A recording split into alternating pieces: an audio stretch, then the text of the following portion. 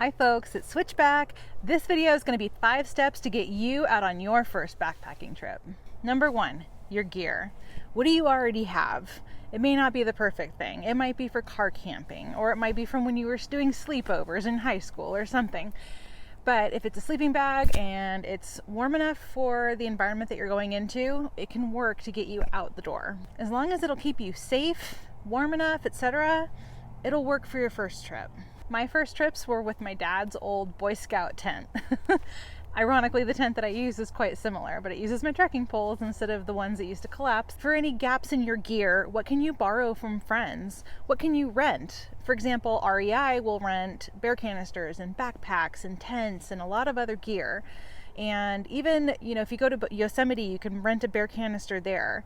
There are a lot of places that you can do this so that you're not investing in gear that you're not positive you're either going to need or even like. For gear that you're looking to buy, a lot of it you can find secondhand.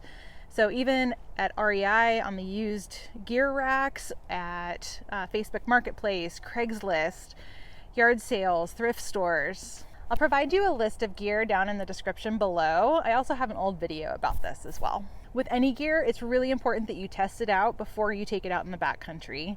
One great way to do this is even to take it on a car camping trip in an established campground so that you can try it out there. Setting up a tent the first time is always a challenge. Filtering your water the first time, trying out a new stove, etc. Step 2 is going to be planning. Keep it really simple, ideally somewhere that you're already familiar with.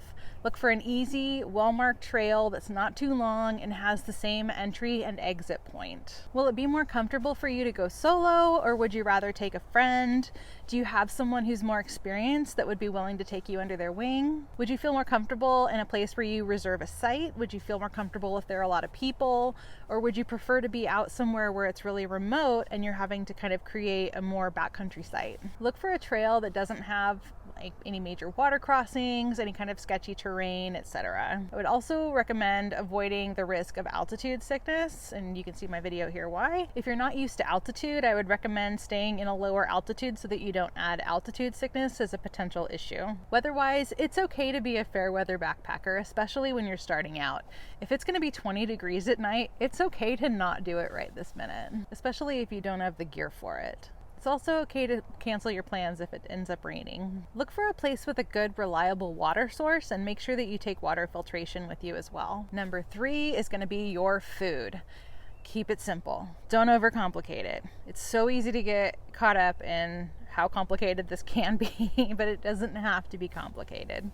There are freeze-dried meals out there, and you can certainly do that, but try them at home before you're doing it out in the backcountry and find that you don't like the, beef stew or the chicken and mashed potatoes or what have you. You certainly can dehydrate your own meals at home if you have the gear, but it's certainly not necessary, especially when you're starting out. Some easy backpacking meal ideas are going to be something like oatmeal, ramen, macaroni and cheese. I like graham crackers with peanut butter on the trail for lunch. I like to have a meat stick for some protein. If the weather's cool enough, I'll take a salami stick sometimes, or even sliced salami if it's cold enough.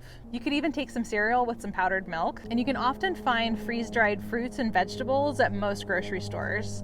Thankfully, a lot of places are starting to carry these, which is really great for creating your own backpacking meals. Trader Joe's is a famous one. Even the dollar store often carries stuff.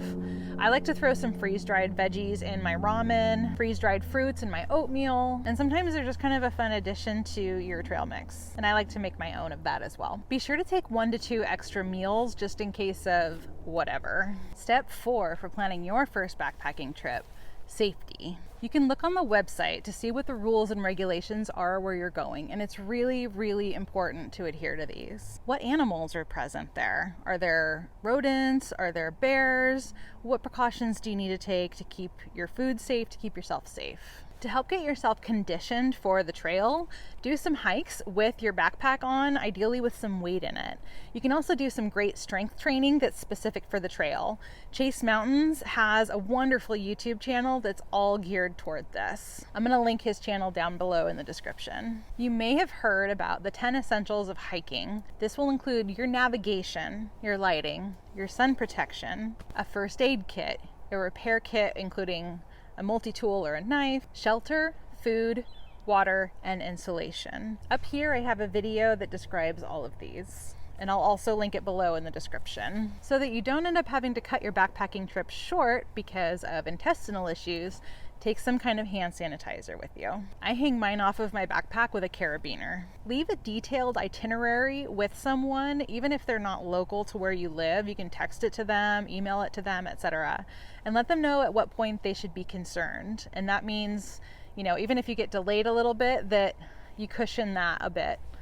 So if you're planning on coming back on Sunday, they should be worried about you Monday morning if they haven't heard from you. And be sure to let them know when you make it home safely. If your budget allows, consider getting a personal locator beacon. And this is something to allow you to communicate with loved ones back home while you're out in the backcountry outside of cell reception. I know I've talked a lot about my Garmin InReach. I really love it. I love being able to let Mountain Goat know if plans change, and they always do. Speaking of plans changing, the remainder of this video didn't record. So here we are. Step 5 to get you out on your first backpacking trip is waste disposal. All of this is going to be guided by the Leave No Trace principles. I have a series of videos about Leave No Trace, and I'll link that below in the description. In short, pack it in, pack it out. And that includes any and all food waste. What do you need to do in order to go to the bathroom? Do you need to dig a cat hole? Is there a toilet provided?